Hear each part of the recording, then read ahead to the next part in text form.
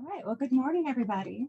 Thank you for joining us for the Minnesota Stormwater Research Spotlights, which is part of the Minnesota Stormwater Seminar Series. My name is Maggie Karshnia, and I'll be your moderator this morning.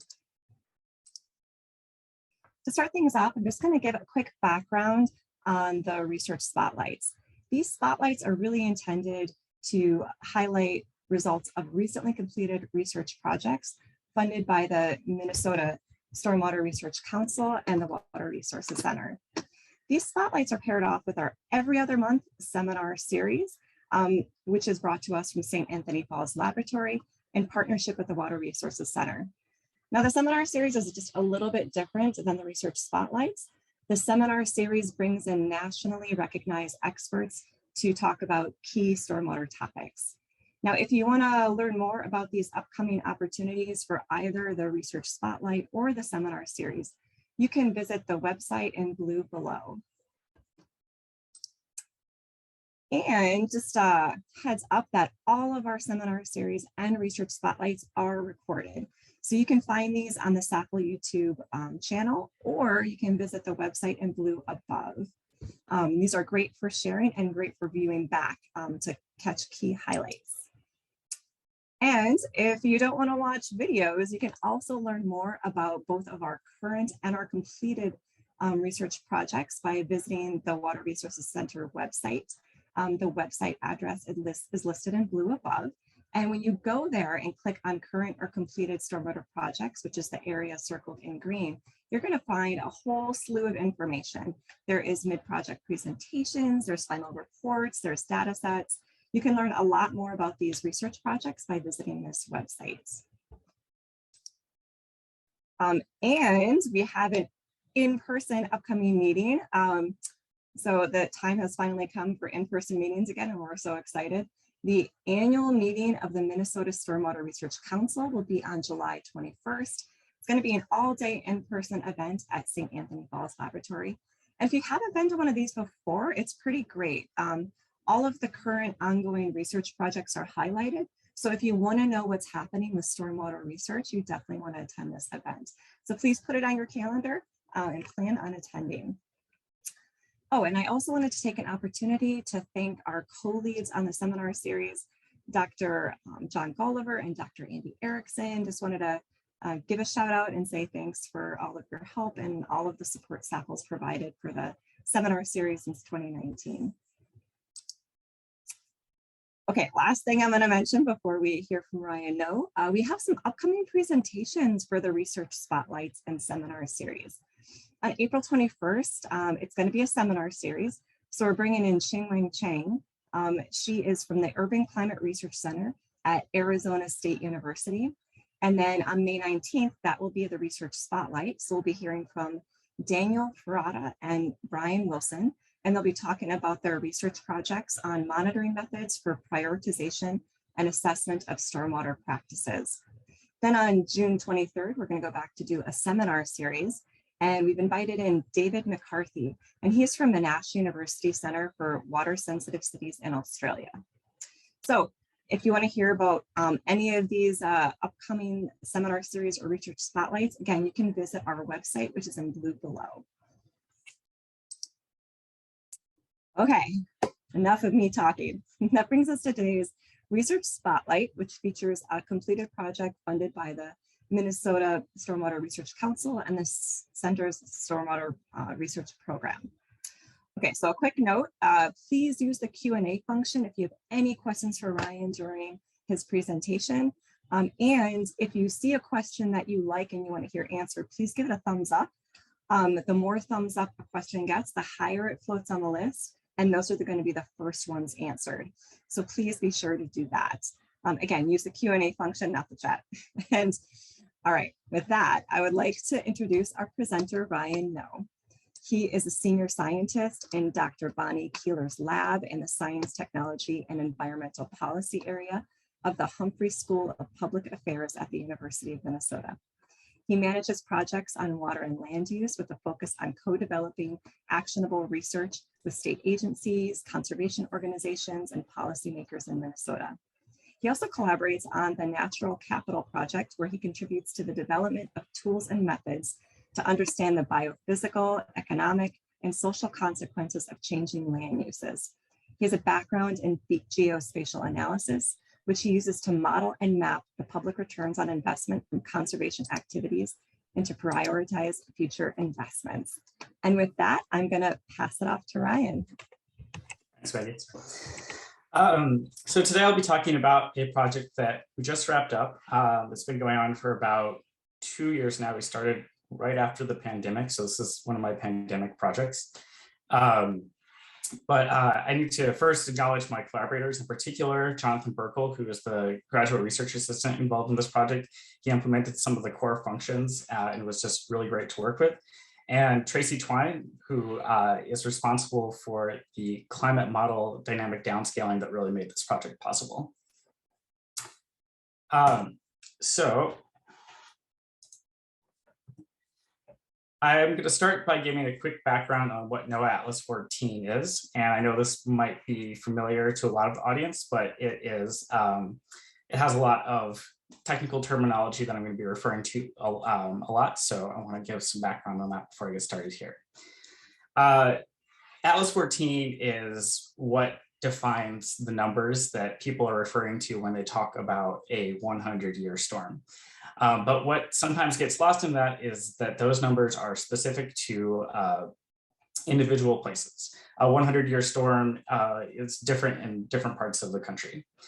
In addition to that, there's also values, depth values is how they're referred to by NOAA, but that's really just precipitation inches that fell, for a variety of duration and frequency combinations that make up the entire NOAA Atlas-14 publication. So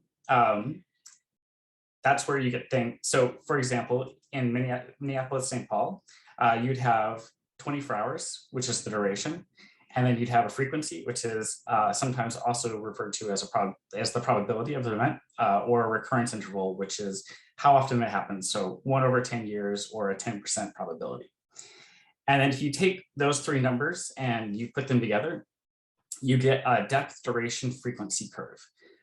These are the curves that are the primary output of NOAA Atlas-14. And they produced it, and they distribute it 2 different ways. It's the same information, it's just that they both have precipitation on the y-axis there. But what's different between them is that the return interval is lines on the top graph, and it's the x-axis on the bottom graph. So to keep things simple, I'm just gonna, we just reproduced the top graph here. Another thing to note is that NOAA produces values, several values at below 24-hour durations.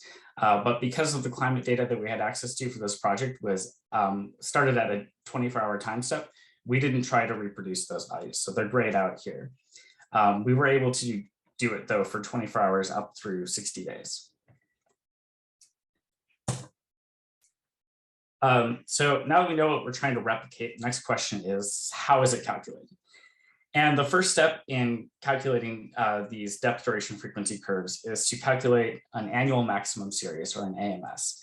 And this is really just asking, for every year in your data set, how much precipitation fell in the wettest X number of days, the wettest 1, 2, 3, 6, all the way up to 60 days. And so for NOAA, for station data, they typically look at stations that have at least 30 years of data. And for some of the older stations, there's over 100 years of data in these annual maximum series. So the length of the series is equal to the number of years in your data set. And each value is the amount of precipitation that fell in that wettest period for that specific duration. So you take all these values, and then you fit them to a generalized extreme value probability distribution. When NOAA was developing this, they tested a lot of these probability distributions, and they're shown on the right there. And they ended up selecting the GEV function. So we just replicated exactly what they did. And then the last step for NOAA, this doesn't apply to us because we started with gridded data, but NOAA then needs to interpolate the data between their stations because they're starting off with weather station data. So these estimates are now the de facto standard for measuring and communicating precipitation frequency and intensity in the United States. And they're also really important for informing stormwater and other infrastructure design. They help design something that is appropriate for the precipitation patterns of a region. But a major limitation of it is, and a known limitation of it, is that it does not account for climate change. The way it works is that every year in that AMS, that annual maximum series, is treated the same, and they're assumed to be the distribution of extreme events in that AMS from the past is assumed to be representative of the future. But the problem is some of those series go back to the late 1800s, and we know that climate change is likely having an impact on precipitation patterns. And to be clear, NOAA knows this too. This is a known limitation that they would like to address, but funding for Atlas-14 has been spotty over the years, so they just haven't been able to do it yet. I have read that in the latest infrastructure bill, there is dedicated funding for Atlas-14, so I anticipate that there will be updates to this that do incorporate climate change, but that will probably be several years down the road. In the interim, people would like to use data that incorporate climate change into their planning for infrastructure. So an example of that is the city of Alexandria. They have a stormwater management ordinance, and they pull the values directly from NOAA, and that's written into their ordinance. So to address this gap, that exists, where we have data from NOAA now that doesn't include climate change, and it's probably going to be a few years before we get some authoritative estimates. We wanted to know, would it be possible to replicate Atlas-14's methods using climate change projections as an input? So we set out to build a sort of proof of concept application of these methods and use it to answer 4 questions. The first being, what are the challenges of doing this? The second are, what approaches worked best for addressing those challenges? Finally, how well do we actually replicate NOAA's values? Can we do it with this type of data? And if so, the big question that we're ultimately trying to answer is, how is precipitation intensity projected to change?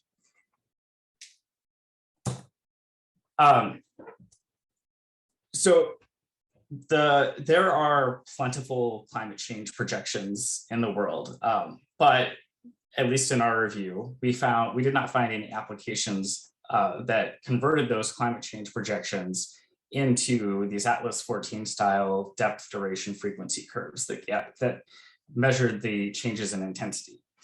And a major reason for this is that global climate models, by necessity, are run at a coarse resolution. And that coarse resolution is typically more coarse than the scale at which thunderstorms and other convective events that produce these extreme precipitation events operate at. So as an example, there's an image that depicts a typical global scale model relative to the state of Minnesota at the bottom there. You might get a dozen or so grid cells for the entire state. The reason that we think that we can do better than these global models is that we're not using global models directly. We're using what's called dynamically downscaled climate change projections.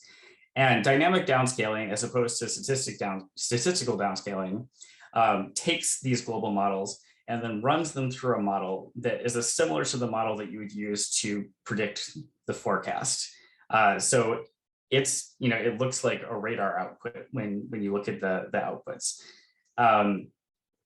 And this is done at about a 10-kilometer resolution, and it's done at a really high time frequency. So we're actually simulating the weather based on the climate conditions that the global models have predicted. So as opposed to a statistical technique, which does increase the resolution, what we're doing is we're simulating more data there, and we're simulating the data at a resolution that is representative of, that is more able to capture convective events like thunderstorms. And the output from that is what we see, on the maps on the right here. The resolution is a lot finer, and we're able to include a lot more information in those data. But even with this great data, we have two fundamental challenges to applying it to predicting precipitation intensity, extreme and rare events. The first challenge is that finding rare events is really contrary to the methods that are used when interpreting climate change projections.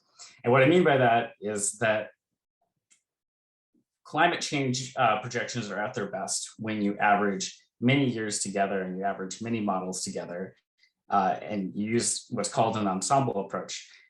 So you get these long-term averages that are very accurate. However, when you do that, you tend to eliminate all the variability, all of the extreme events that are the things that we're most interested in. So throughout this project, we had, we're constantly going back and forth on when to do this averaging and how to do the averaging, because we knew it was an important step in order to interpret climate change projections, but we also knew that when we did that, the extreme events would be minimized. The second fundamental challenge is that it's inherently difficult to validate these data. It's difficult to validate climate change projections, and it's more difficult to validate projections of events that happen once every 100 years. So first of all, we have a very limited reference period. The dynamic downscaling process is great, but it's extremely computationally intensive. So we only had a few time chunks to work with, and our historical period, our reference period, ran from 1980 to 1997. So that was the data set. The values from that data set were the ones that we were trying to get to match NOAA. But obviously, the end of 1980, 1997, climate change has already occurred, and we're comparing that to NOAA data, which is from the late 1800s sometimes. It's not going to be an exact match. But that said, NOAA's data and our historical data, that's the best match that we have. So we tried to get them to match as closely as possible. A second difficulty in validating these data is that we can't replicate, and it doesn't make sense to replicate all of NOAA's methods. NOAA does interpolation between stations that we don't need to do because we're starting with gridded data. They do regionalization that was outside the scope of this project. They're able to send their estimates out to peer review and get feedback on whether or not they're reasonable for the region that they're in from local experts, and that was just not in the scope of this project. And the final thing that makes it difficult to validate is that there are multiple dimensions to these data. So not only is there the space dimension, but there are multiple durations. So 1 day, 2 day, 3 day, all the way up to 60 days, and multiple recurrence intervals, 2 years, 5 years, 10 years, 25 years, 50 and 100 years, that all interact. So in total, for every grid cell in the state, we have 60 different values that we're trying to get to line up with NOAA. And tweaking an assumption in one area might improve the values for that, but then make them much worse for a different subset of those 60 values. So it's a difficult thing to try and to balance all of those dimensions simultaneously.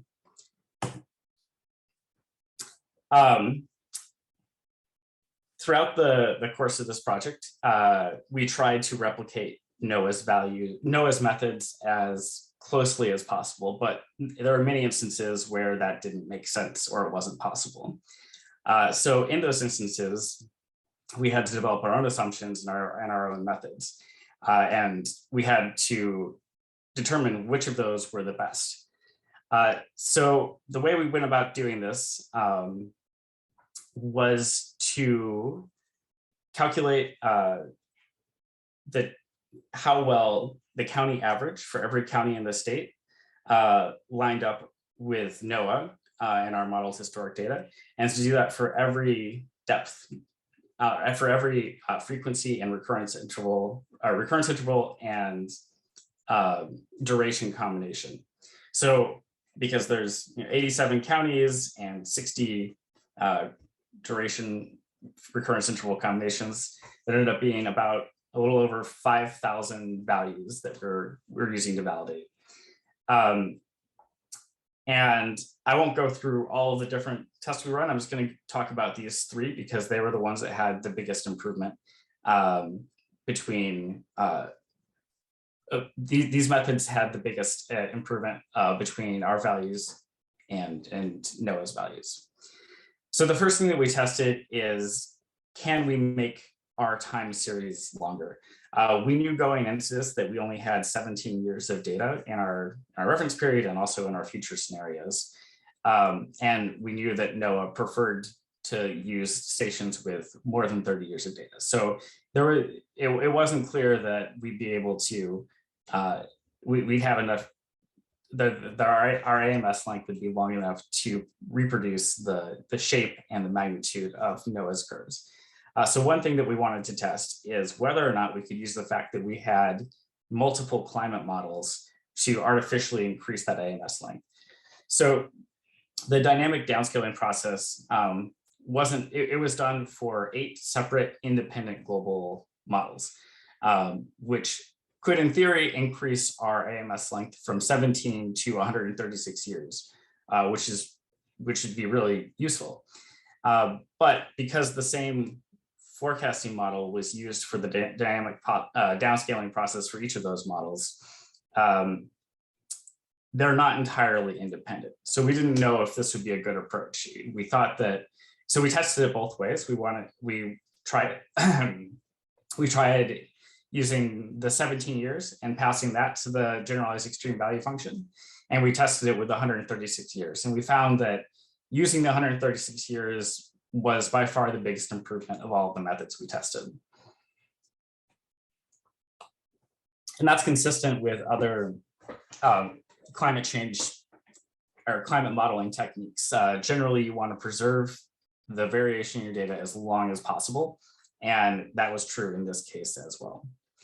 The second thing we tested is whether we should calculate these depth duration frequency curves at the grid cell level, or whether we should calculate them, for example, at a county average or a municipal boundaries instead. And the reason that we might want to do that spatial aggregation to the county level earlier in the process is that because this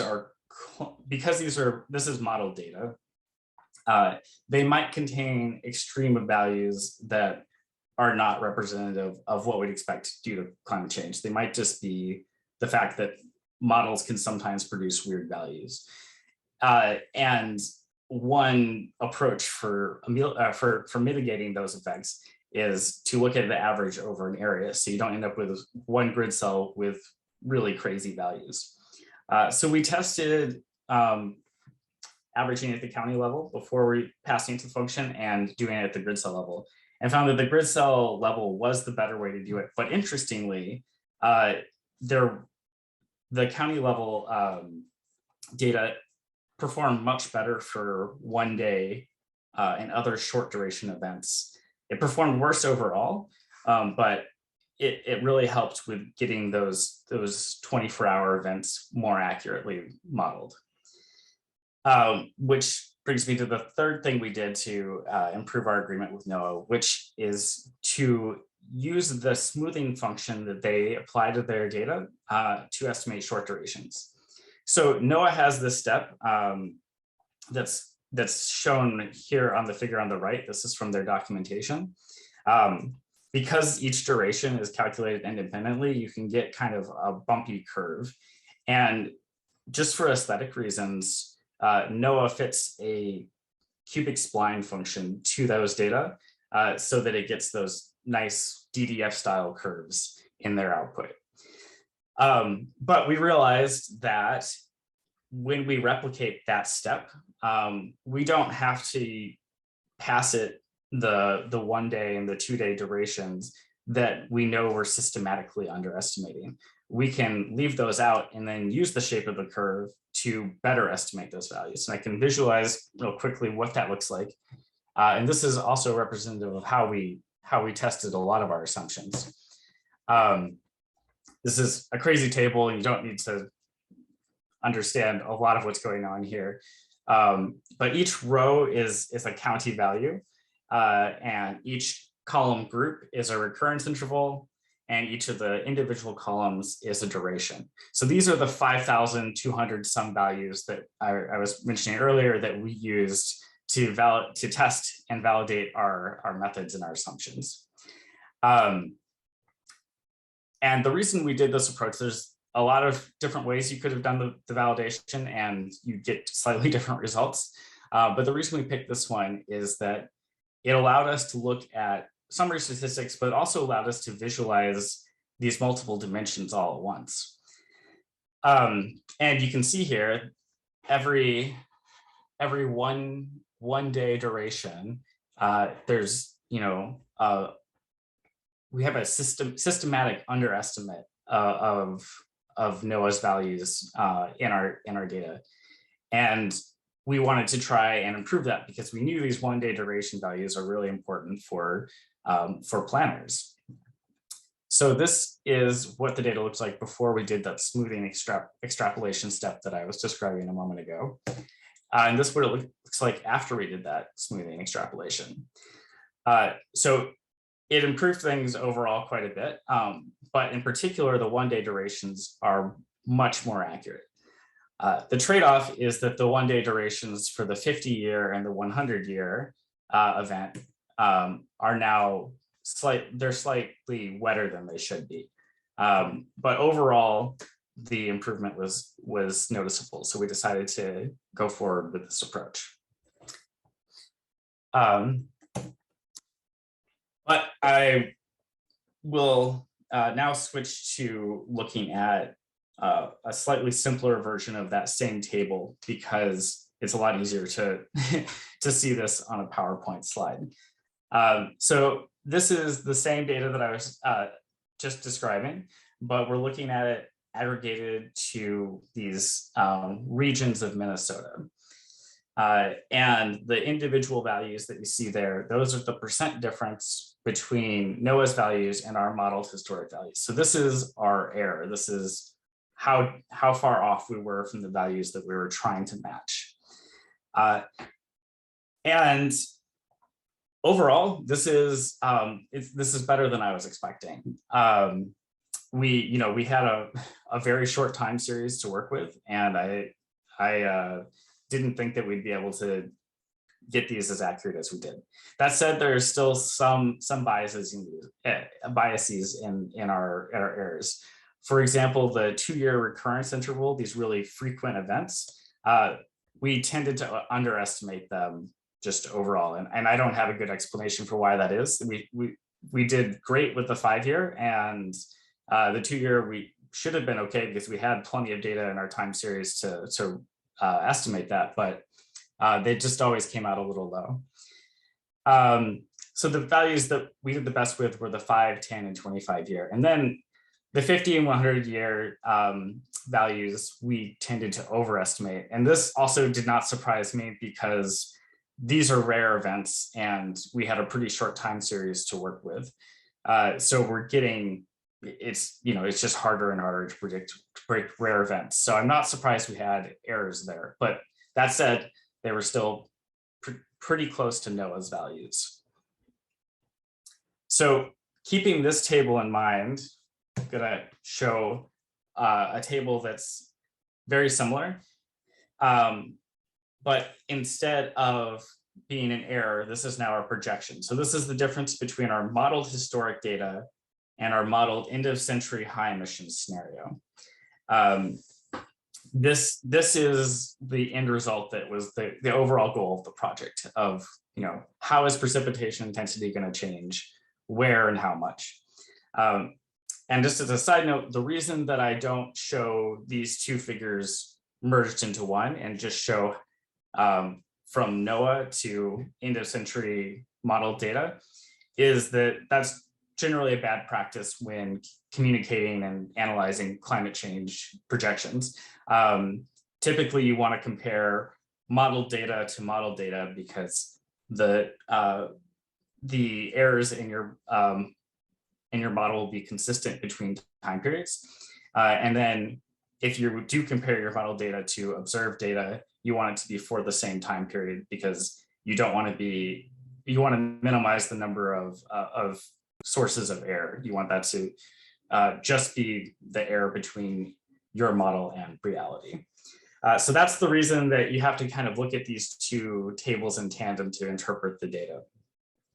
That said, like I was saying, the 5, 10, and 25-year recurrence intervals, they were all fairly, within plus or minus 10% for the most part. So we can look at those directly in the projection from model historic to end of century and kind of interpret those directly. And we see there that, just broadly speaking, there's about a 10 to 30% increase across regions of the state for those just for precipitation events generally. Looking at the end of century, some of the more extreme values we saw were concentrated in the north, particularly the northwest, but the north generally. These are the values that I'm less confident in. They're in the underlying climate data, but I would like to see more climate modeling produced to see if there's that hot spot in the northwest that we observed in our models, but I just like to see if other people find that as well. That said, generally the north saw a greater precipitation increase than the state as a whole. And the southeastern portion of the state did not show much of an increase. Noting though that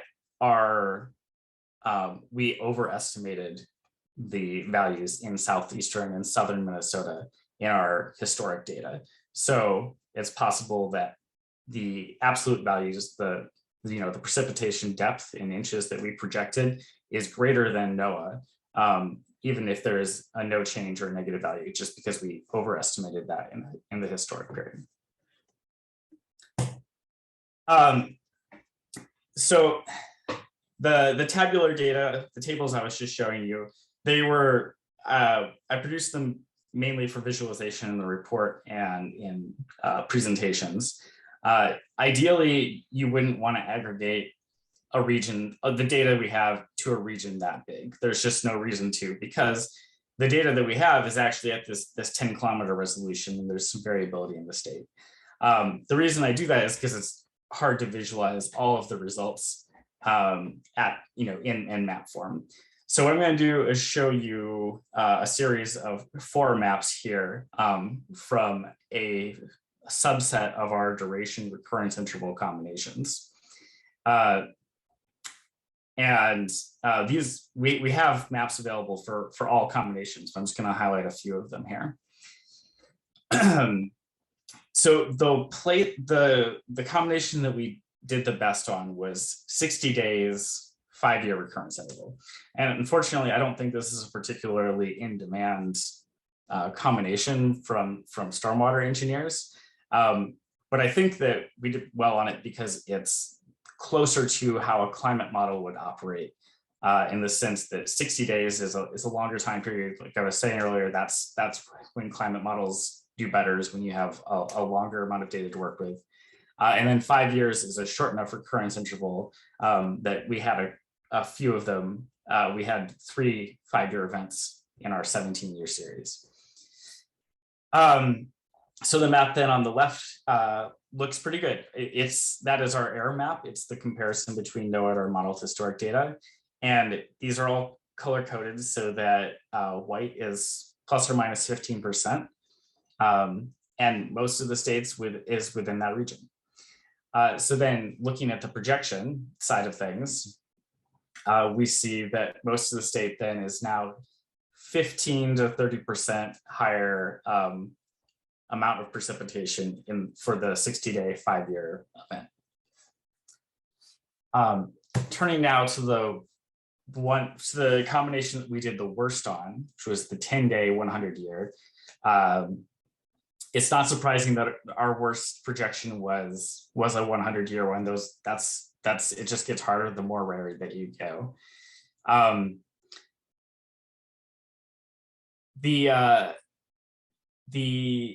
So the errors here were really concentrated in southeastern and northwestern Minnesota.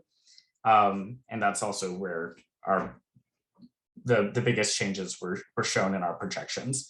That said, the projections, the changes were greater than the errors in most cases.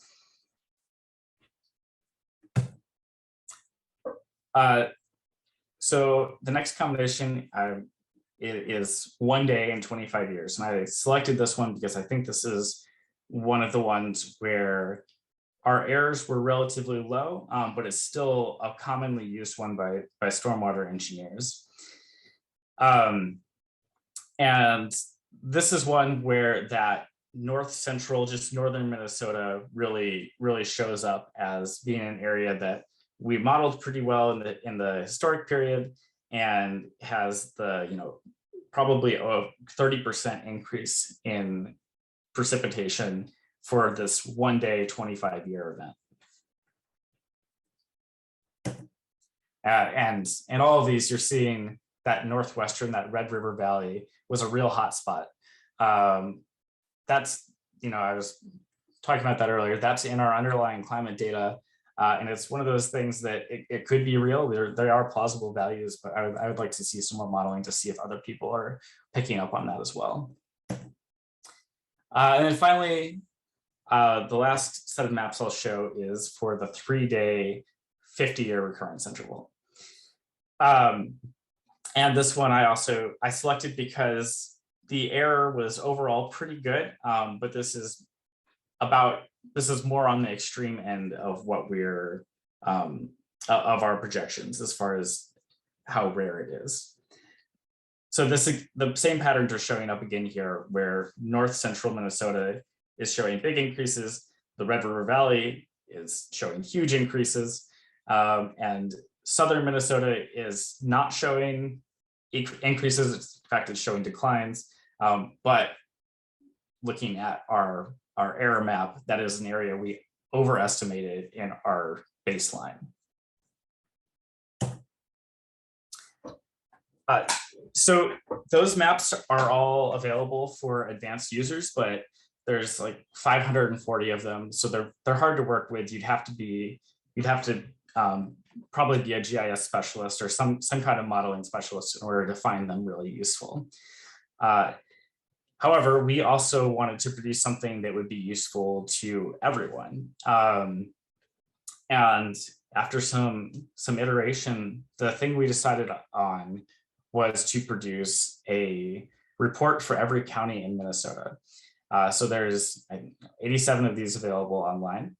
And it's just a 2-page report with two tables and 1 figure.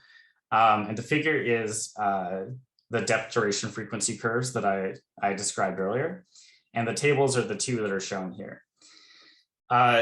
So these tables contain everything you need to understand for that county, what is the average error in our projections, and what is the amount of change in precipitation that we are projecting. Precipitation intensity, I should say, that we're projecting. So the map on the right, or the table on the right, is the difference between our modeled historic values and NOAA. So this is again the error, and it's following that same color coding convention that was used earlier. But it has 3 values. The first is our modeled depth in inches. The second value is the difference between our modeled depth in inches and NOAA's modeled depth. And then the third value is the percent change between those values. So again, things that were within plus or minus 15% are shaded white here, and then orange and blue to represent under and over estimates respectively. So this table is for Hennepin County, and it is one where a lot of the values were pretty close to what NOAA is projecting. Again, you see that we struggled with the 2-year recurrence intervals and the 50 and 100-year recurrence intervals. But if you look at the 1 day 25-year recurrence interval, we got it exactly. So because we got it exactly, we can go over and look at the table on the left, which is the change between our modeled data, modeled historic data, and our end of century high emissions projections. We can, because there was 0% error over there, we can just look at this value directly and see that we're projecting a 20% increase in what a 1 day 25-year event would look like in Hennepin County. There are instances where obviously we're not going to have a 0% error. And in those, I wish I could say, like, here's the formula that you use to incorporate our error in our baseline and the end of century, and you plug these numbers in and then you get an output. Unfortunately, there is not one right way to do that. So what we tried to do with these tables is give you all the information that we have and say, here's how we did in our baseline, here's the change we project, and here's what NOAA says. Think about these 3 values together and make assumptions that are appropriate for your project in order to come up with a precipitation intensity change that will incorporate the climate change projections and all of this work that we've done. But we can't, unfortunately, spell out exactly how to do that.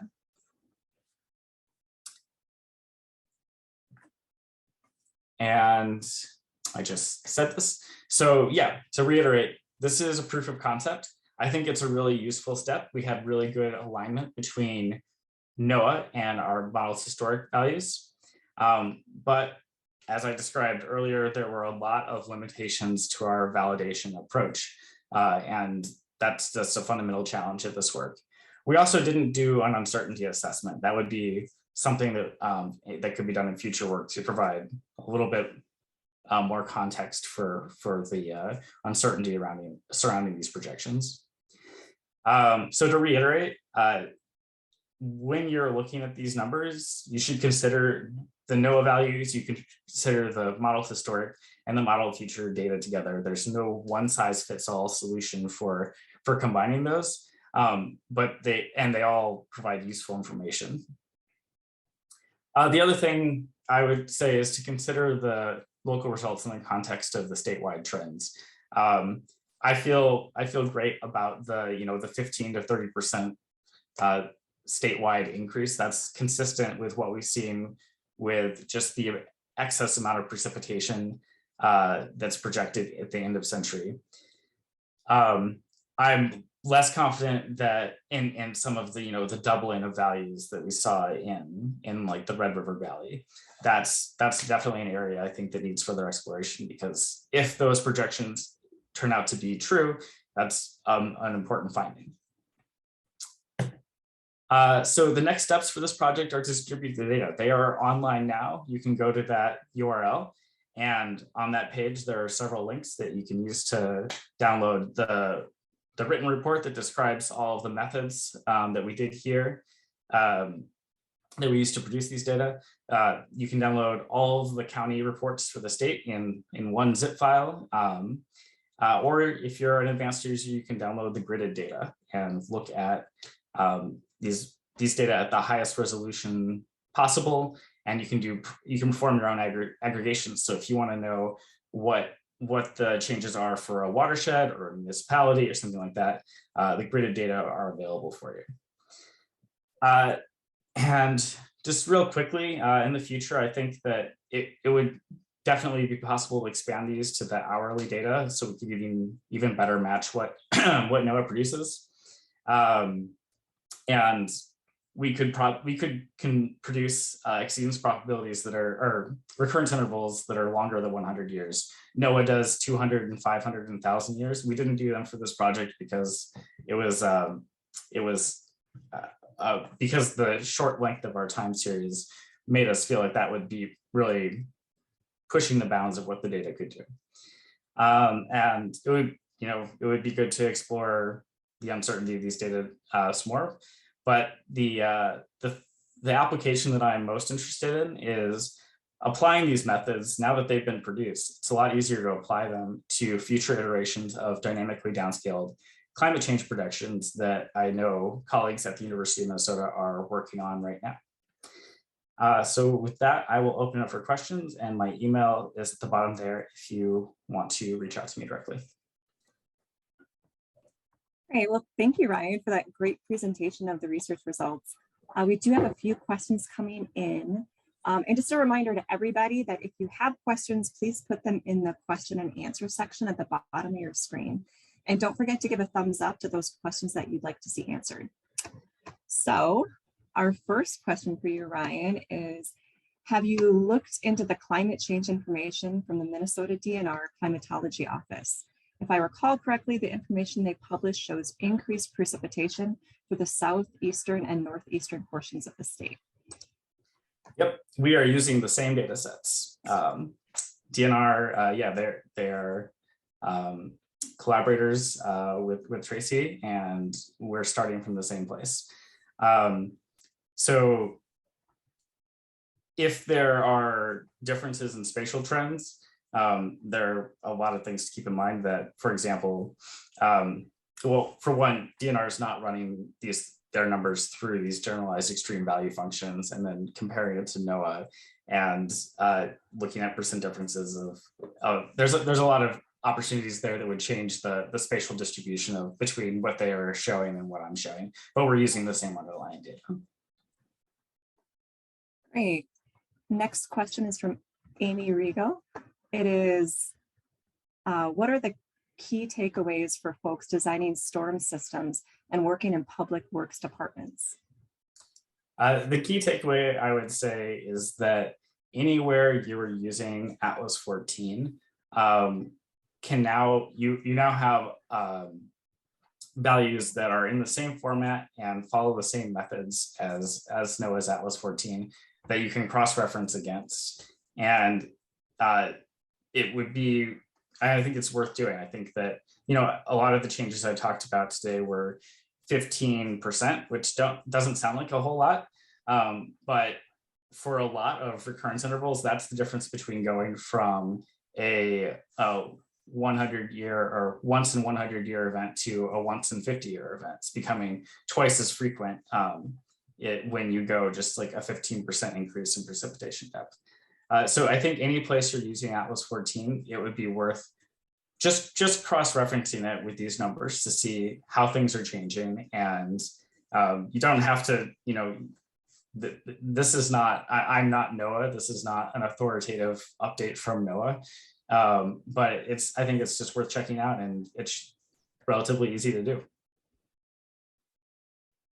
Okay. All right, the next question is, the Minnesota 24-hour record is 15.1 inches in 2007. Why not set that as the 100 or 200 year and work down from there, or use the 2000 to 2020 data? High events are the ones with the most damage and cost the most. Well, yeah, for one thing, the record in one part of the state is not generalizable to the entire state. There's a precipitation gradient throughout the state. So 100-year event in one part of the state shouldn't be the same as it is elsewhere in the state. And to the other part of the question, I do think that looking at those observed extreme values from the recent past is a really great way to think about how we might be changing the way we think about or incorporate extreme events into our planning. I talked to a stormwater engineer over the course of this project, and they said that in the absence of new values from NOAA, they were using just storm events that occurred in other regions of the state and saying, hey, this is something that's happened in Minnesota. Are we prepared for it? Are we planning for it in our region of the state? So I think that is another great way to think about changes in precipitation intensity that can be used alongside the numbers that were produced as part of this project. Great. Our next question is from Tom McGuire. He asks, for assessing modeled historic error, did you use the Y-bull distribution to compare the NOAA GEV distribution value and assume the Y-bull was a true value? No, we didn't apply a Y-bull distribution. We applied the generalized extreme value function that NOAA uses, and then we pulled the values for each of, we created a curve and then we pulled the values for each of the duration recurrence interval combinations, and we compared the values at that point on the curve to NOAA's values at the same point on the curve and just looked at the percent difference between them. Okay. Our next question is from Katie Thompson. She asks, how do these methods developed compare to the climate change projections used by the EPA National Stormwater Calculator? Or maybe have you reviewed the design storm projections in the EPA National Stormwater Calculator? I'm not familiar with the methods that they use or how they compare with this, unfortunately. Okay. Next question is from Laura Herrick. Does the downscaled model account for the influence of the Great Lakes? Yes, I believe so. It definitely shows up in the maps. The downscaled model is like it's the similar to the model that you would use for weather forecasting. So because the Great Lakes affect weather forecasting, I think that you can assume it does affect that as well. Great. Next question is, are the tables just for the high emission end of the century estimates or moderate emissions too? The tables produced in the county reports are just end of century high emissions. There are raster data for end of century moderate emissions as well, but we didn't produce those in the county report format. And the reason being that we wanted to highlight where the biggest differences were and still keep it to be a really short and digestible report. So we focused on the high emission scenario. Would you please do simplified report with just the following numbers for locations throughout the state? I think you might need to answer this later. These would be the most useful for modelers. I don't know if you can see that question, Ryan, but is that something that you can do? I can't see the question.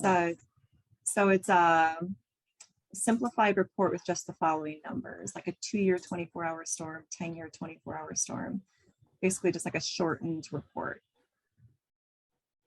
Yeah, I mean, I think that those are pretty easy to pull out of the table from the county reports. Okay, great, good suggestion. Next question is, why are there white spaces on the dynamic downscaled slide? I think that one came in the beginning before you explained what those white areas were. Yeah, white areas generally, I was using that to show areas where there was less than, where the change was between -15 and 15%. So those are areas where there wasn't a whole lot of change. Right, next question is, for the slides that list average recurrence interval, did you mean annual recurrence interval and not average recurrence interval? Yeah, good catch. I gotta change that. All right, next question is from Christopher Langley. He says, do you have any thoughts on trying to predict the chances and frequency and intensity of future superstorms, 14 inches or greater? There have been several across the state in the last 15 years in Winona, Waseca, Duluth, and others. Yeah, I mean, so the more extreme event, the more the harder it is to predict. I don't have a slide for this, but in the report there is, in addition to the tables, there's the same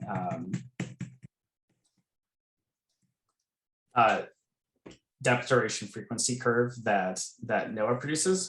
So you could go across and see, okay, here's 14 inches, and then you could see like what for every duration, how rare that would be. You looking at where it intersects the lines, where each of those lines is the recurrence interval. So you could get at that with these data, but the more extreme it is, the harder it is to predict, obviously. All right, this will be our last question, then we'll have to call it a day. Do you have any ideas on how to expand on this work to make projections more accurate? Yeah, that's a good question. I mean, I think the first step would be just quantifying the uncertainty. So the way that NOAA does that is they do Monte Carlo simulation on their inputs, and we didn't have the time to do that with this project. But I think that would be the first step, just to see, you know, what's the shape of these distributions when you consider the uncertainty of the underlying parameters. So that would be the first step I would do in trying to improve the accuracy. Great.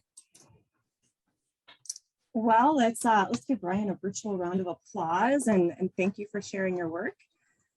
For all of our participants, we're going to send all of the questions to Ryan for some additional follow-up, so you'll get some more answers on those. I am going to, let's see if I can do this quickly. I'm going to quickly place a survey link in the chat. This survey is really going to help us kind of make research spotlights and seminar series better in the future for you and tailor them to your needs. So please take a few minutes to fill out that survey for us. Also, a quick reminder that our upcoming seminar series on April 21st is with Chang-Wang Cheng. We hope that you join us for that. So please put it on your calendar. And thank you for joining us for this research spotlight today. I hope all of you have a great rest of your day.